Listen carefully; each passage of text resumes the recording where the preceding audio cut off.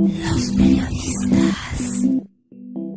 Pues es un gustazo de veras, Rodolfo Serrano, tenerte por aquí en una visita que no estaba programada, lo cual es todavía más interesante, con un libro que acaba de salir, que no sé si es un mensaje para todos los periodistas del mundo, solamente para algunos cuantos.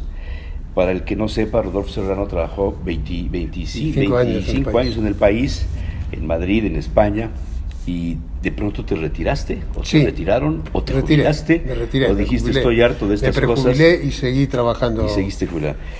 Has escrito muchos libros, tienes otras obras, hay algunos por ahí que han marcado pauta en muchos temas, casi todos relacionados con el tema español, pero esto está dirigido a todo el mundo. Está dirigido a todo el mundo, por lo menos pretendo que todo el que lo lea, sea o no periodista, saque alguna enseñanza.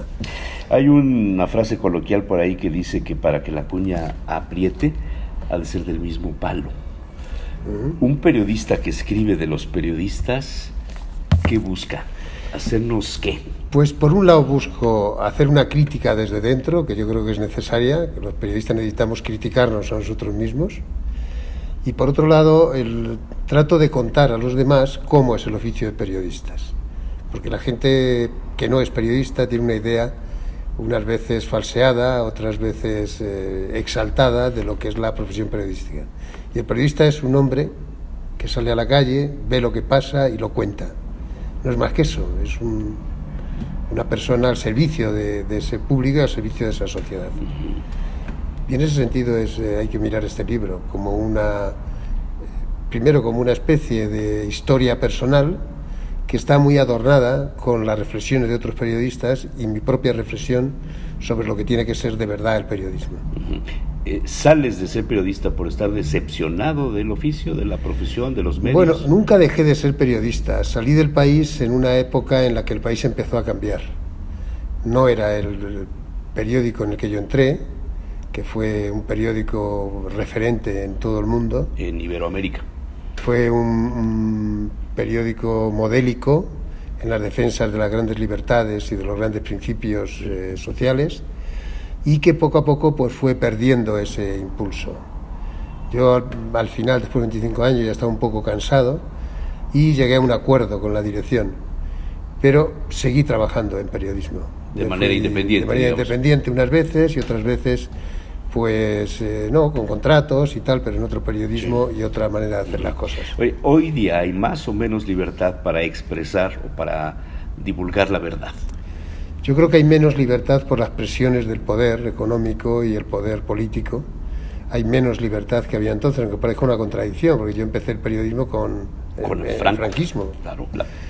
Y bueno, pues entonces a lo mejor tenías que hacer alguna pirueta para contar las cosas de tal manera que se permitiera salir, pero éramos muy libres, podíamos hacer el periodismo que queríamos hacer porque en el fondo toda la profesión comulgaba con lo mismo. Toda la profesión estaba convencida de que había que cambiar las cosas y el periodismo era una baza fundamental para cambiar las cosas. ¿Tú crees que los periodistas podemos cambiar las cosas? Bueno, el título del libro, que es un oficio fracasado, dice que no. Dice que no, pero que no. Leí algún comentario hoy en la mañana, el libro no lo había encontrado en ninguna parte, pero me hizo reflexionar que, bueno, no es necesariamente algo en contra de los periodistas, sino también el tratar de explicar efectivamente la vocación por la cual uno dice voy a dar el paso a ser periodista porque finalmente pretendo cambiar las estructuras o otra cosa es que lo consigamos, poder, ¿no? Otra que lo consigamos. Yo creo que el periodista se frustra al día siguiente de escribir su artículo.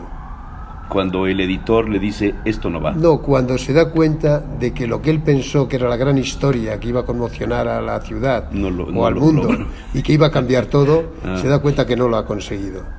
Pero no importa, el periodista ese mismo día fracasado en lo anterior busca nuevas historias para continuar. El título está sacado de una frase de Mark Twain, muy divertida, ¿no? Sí, claro, es habiendo fracasado en todos los oficios, decidí hacerme periodista. Sí, pero fíjate que una de las cosas que me gustó mucho del título, independientemente de lo de fracasados, que sí me identificaré yo con los que no hemos terminado una carrera, o los que no pudimos desarrollar un negocio, o los que no pudimos tener alguna aceptación en otros gremios y decidimos por el periodismo porque nos permitía el expresarnos, pero que le llames oficio.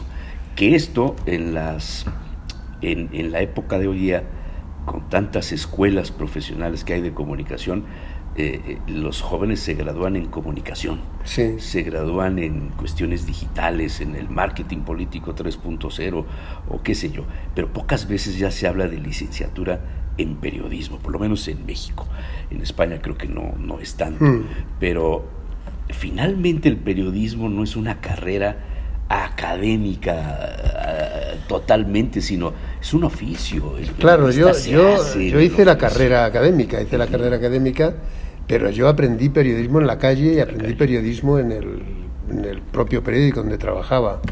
Yo creo que es un oficio, porque el oficio tiene mucho más de manual, mucho más de corazón. Una carrera es una carrera. Es más pero artesanal. Es más artesanal, está más cerca al corazón de lo que estás haciendo, te sientes de alguna manera involucrado en lo que haces. Es decir, yo creo que es un oficio que se puede, con la idea de los oficios que manejan las cosas, ¿no? El artesano, el hombre que hace una mesa, trabaja con la madera y el hombre que hace una información trabaja también con sus manos, con la información. Me gusta mucho la palabra oficio y creo que la del periodista es un oficio, Sí, tenga o no también. tenga carrera, que eso También es a mí, distinto, sí. ¿no? Sí. Yo creo que hay grandes periodistas, yo he tratado con grandes periodistas en España que jamás hicieron la carrera de periodismo, nunca lo hicieron. Y sin embargo eran grandes periodistas porque tenían instinto, olfato, que decimos allí, no sé si aquí se dice, Sí. y sabía dónde encontrar la información y sabía cómo hacerla. Y luego eran grandes escritores. El Gente siguiente que lo paso sabía. de ser periodista es ser escritor. Yo creo que debe de serlo. Yo creo que en la formación del periodista está sobre todo que sea capaz de contar bien las cosas. Las cosas hay que contarlas bien y hay que contarlas con literatura incluso. Bueno, tú sabes, el periodismo tiene un montón de ramas, desde la crónica, la nota, sin más. Y yo creo que en todo tiene que tener literatura, tiene Al que final tener... hay algo de narrativa siempre, ¿no? Siempre, en una crónica es todo narrativa. En un reportaje sobre una región o un suceso, la narrativa es fundamental, el que seas capaz de contarlo bien. No importa Y hacer tanto la lo que gente pasa, se interese, sino, ¿no? no es tanto lo que pase como cómo pasa, ¿no? Oye, ¿crees en esta diferencia de modelo de desarrollo de lo que es periodismo entre el habla española y el habla inglesa? Los norteamericanos, en el caso mexicano, han influido mucho en la óptica, en el diseño, en la técnica de cómo redactar. El lead famoso, la entrada de cualquier nota periodística, el qué, cómo, el cuándo, el quién, el dónde, etcétera, es en inglés, ¿no? En español se traduce de otra, pero ¿eso es vigente? ¿Hay un modelo diferente en el habla española? ¿Se hace mejor periodismo hoy en Iberoamérica? Los argentinos tienen fama de hacer cosas muy interesantes. En España, sin duda, yo creo que hay aportaciones y además grandes libros del orden académico, ¿no? Bueno, el mexicano ha habido de todo, pero ante la radio, ante la televisión, ante el show, ante las redes sociales... Es un gran enemigo del periodismo. ¿Qué pasa ahí?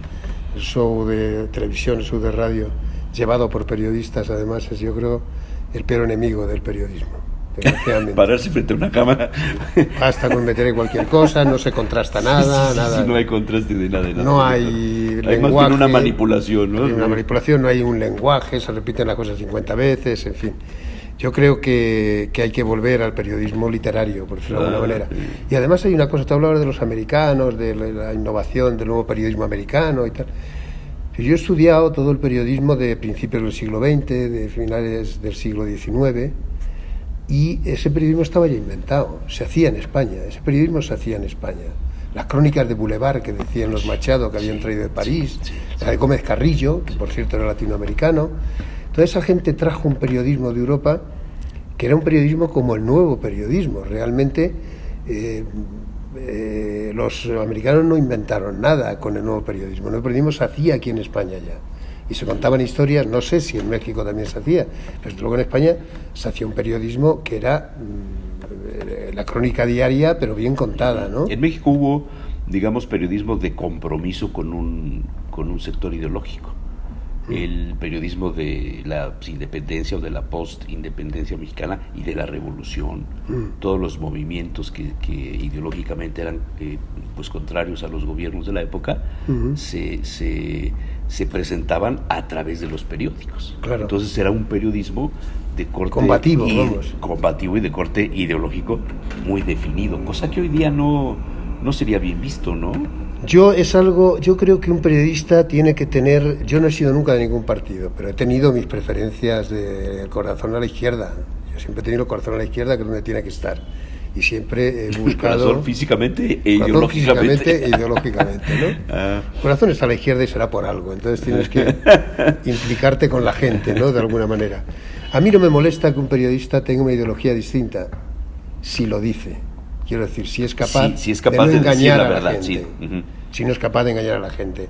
Cuando un periodista dice que él es muy progresista y que hace grandes cosas y tal, y resulta que solo te está dando la versión de quienes le pagan o de quienes son sus correligionarios en ideología, pues entonces no me gusta ese periodista. Pero a mí no me molesta que un periodista sea de derechas, siempre que sea honesto, siempre que cuente las cosas bien y siempre que sea capaz, no digo de ser objetivo, que nadie lo somos, pero sí capaz de ofrecer una visión absolutamente limpia para que el lector tome sus propias decisiones. O sea, estarías en contra, como yo creo que muchos, del periodismo que es manipulado o que está financiado desde otras entidades, ya sea privadas o públicas, para sostener una verdad que no es cierta. Por supuesto. Para impedir la investigación, por supuesto, la búsqueda de la verdad, que finalmente todos buscamos eso, ¿no? Eso no es periodismo, es propaganda, ¿no? Es propaganda, no es periodismo. Lo que hacen muchos periodistas es propaganda de sus señores, del partido político o del poder económico. O como sucede con las revistas del corazón. Sí. ¿Eso es periodismo? Sí. A veces las revistas del corazón ofrecen un periodismo que es más limpio que el periodismo que ofrecen algunos periodistas políticos.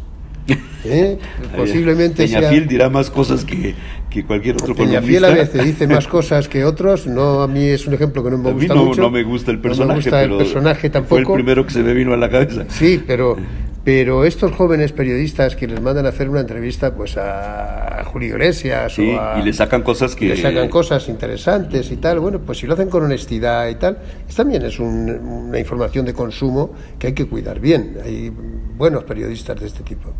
No es el periodismo que yo haría nunca, jamás lo haría un periodismo de este tipo. El rosa, el de vodevil, no lo haría nunca, pero respeto a quien lo hace si lo hace bien. ¿Tiene futuro el periodismo?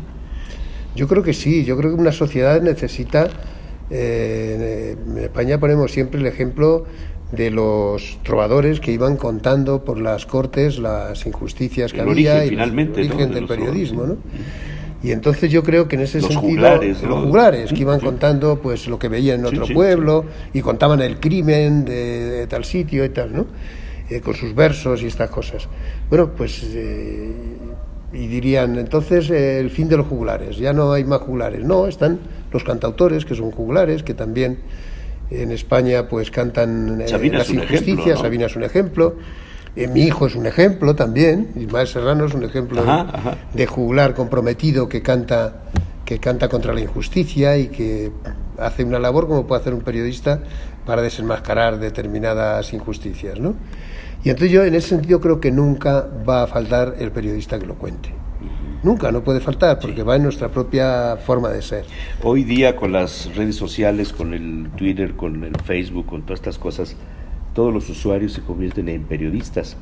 Hace algunos años cuando Eco, el gran Humberto Eco, le preguntaban en alguna entrevista en relación a las redes sociales, es una legión de idiotas que escriben al mismo nivel. Ahí la tienes, ¿no? Esa frase. En este libro me encanta esa parte. Estos periodistas improvisados. Hay una cita de Humberto Eco, precisamente acabando el libro y hablando de los nuevos medios de comunicación en Internet, ¿no? Internet está lleno de mentiras, lo dice Humberto Eco. Internet está lleno de mentiras. Y el problema es que cada vez nos faltan más elementos para discernir lo que es verdad y lo que es mentira. Porque en la red sí hay verdad. si hay verdad. Y además los que queremos expresar la verdad, claro, solamente tenemos las redes para hacerlo. Por eso cada vez hay más verdad, porque cada vez hay más gente que quiere contar lo que está pasando a través de las redes o denunciar una injusticia a través de las redes. Pero tienes que ser muy cuidadoso al utilizar esos elementos, porque sabes que pueden estar manipulados.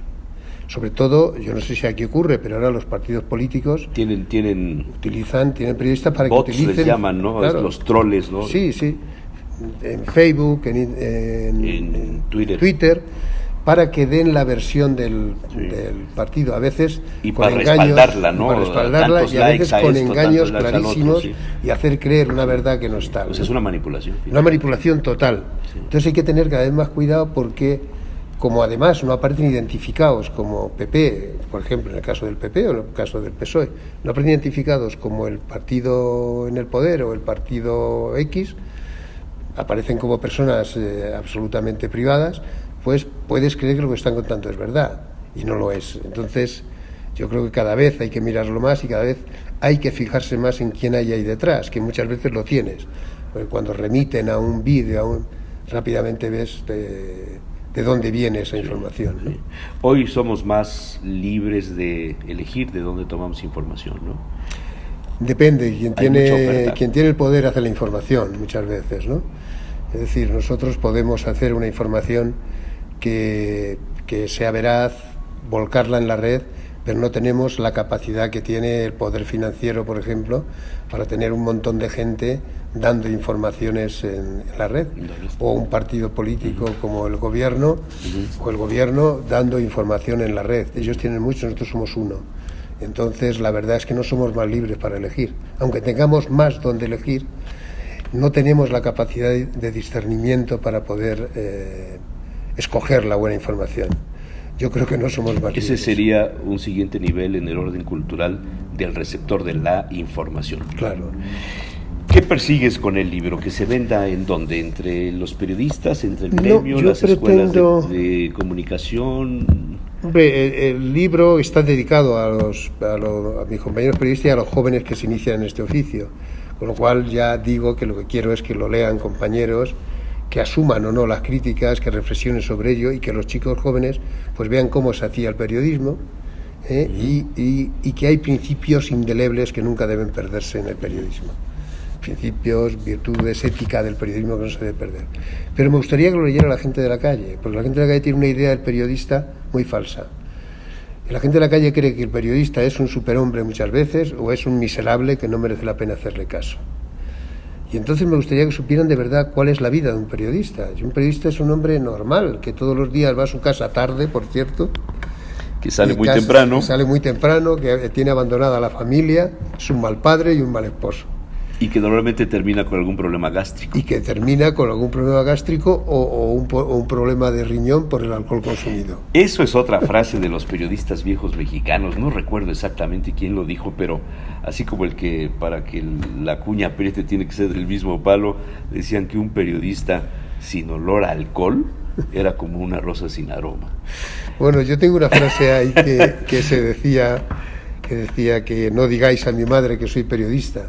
La pobre cree que soy pianista en un burdel, lo cual da idea de que era mejor ser pianista en un burdel que ser periodista por la visión que tiene la gente del periodista, ¿no? Oye, pero tiene que saber que somos seres humanos, que nos equivocamos, pero que intentamos hacer nuestro trabajo de la mejor manera posible, con sentido común sobre todo. Juan Luis Cebrián, ¿por qué pedirle a él que haga el prólogo? Pues mira, yo con Juan Luis Cebrián he vivido los años más hermosos del periodismo. Yo creo que los años en los que Juan Luis fue el director del País, yo creo que fue la mejor época, después, ¿no? Sí. Fue la época dorada del periodismo y la época dorada del país. Yo a Juan Luis, que nunca tuve una amistad con él, jamás tuve amistad con Juan Luis, yo le veía de vez en cuando, me saludaba, porque Juan Luis nunca te revisaba un texto o te lo echaba para atrás. Supongo que lo haría, pero a mí no me lo hizo nunca. Y entonces cuando yo escribí este libro dije, ¿quién me va a hacer? Pues la persona que más se ha admirado en esto, Juan Luis Cebrián. Y entonces yo le conocía y él a mí me conocía más que yo a él, porque él sí estaba pendiente de sus redactores. Él no hace prólogos a nadie. Pero yo le mandé el Me libro. extrañó cuando leí prólogo. No Juan verás, Luis Cebrián, no verás dije, ningún prólogo por ningún sitio. ¿De dónde, cómo? ¿Qué tanta No lo verás. amistad? ¿Qué tanta Yo le relación? mandé mi texto y le dije, querido director, o sea, fuera yo del país, querido director, he hecho esta... Y él también fuera del país. Él también. ya estaba de presidente de Prisa. Ya estaba de presidente. Estaba de presidente de Prisa. Y entonces le dije, querido Juan Luis, he hecho este libro y tal, y me gustaría pues que me hicieras el prólogo y tal. Y me dijo, bueno, ya lo miraré. Yo dije, no me lo hará, o sea, no me lo hará. Y a los 2 o 3 días recibí una llamada de su secretaria que me dijo, oye, que Juan Luis acaba de salir en este momento y me ha dicho, oye, antes de que se me olvide, por si no tengo yo tiempo, dile a Rodolfo que le hago el prólogo y que es precioso el libro. Así fue todo. Creo que esa es la mejor felicitación que puedes tener sobre el libro, ¿no? Te puedes Claro, imaginar. claro. Me mandó a los 2 o 3 días, me mandó el texto. Y ahora cuando lo publiqué, pues le llamé para ver si tenía inconveniente. Me dijo que en absoluto, que estaba encantado, además de que estuviera en México el libro. Siguiente proyecto, Rodolfo. Pues yo ahora estoy metido en poesía. Acabo de sacar un libro de poesía ahora. Y estoy escribiendo un nuevo libro. Y la verdad es que me dedico últimamente a la poesía. Pero no vas por la novela, no vas No. Tuve una novela, escribí una novela, he escrito un libro del que estoy muy orgulloso con mi hijo mayor, que se llama Toda España era una cárcel. Toda España, sí. Ajá. Que era la memoria de los presos franquistas, Sí, que fue muy doloroso escribirlo, Sí. muy doloroso. Lo escribí, se agotó una... Se ha convertido en un referente, ¿no? Pues sí, es un libro que se vendió muchísimo durante, este libro tiene 15 años, se vendió mucho, me dio muchas alegrías. Y cuando Random House compró Aguilar, pues estaba entre sus derechos y no lo iban a sacar. Y entonces les pregunté, digo, oye, mi libro está libre de derechos, pero os lo comunico. Sabes que hay obligación en los contratos de decirlo. X años, ¿no? Firma. Sí. Y me dijeron, no hay problema, no, ya está publicado. Y ellos vendieron muchísimo, aquel libro vendieron 40.000 ejemplares. Wow. Entonces, o sea, En aquella un disparate. Se lo vendieron también al Círculo de Lectores, que sacó otros 20.000. O sea, fue un fenómeno. Fue un fenómeno. Y entonces, pues, está libre y tal, y se lo di a unos chicos que son los que me editan la poesía. Y ellos lo van lo a han editar. sacado, lo han sacado ya. Han vendido 4.000 en un año. No serán los 40.000, pero han vendido ya 4.000. Está funcionando muy bien. Y en eso es lo que tiene ahora. Rodolfo Serrano, muchas gracias. Ha sido un placer. Lo mismo digo. Felicidades. No lo he leído. Intenté conseguirlo toda la mañana. No sé por qué no está todavía en las librerías de la ciudad, pero bueno, espero que pronto esté, y por lo pronto lo que tengas a la mano te lo compro. yo los regalo. Muchas gracias. Muchas gracias, Rodolfo, muy amable. Gracias.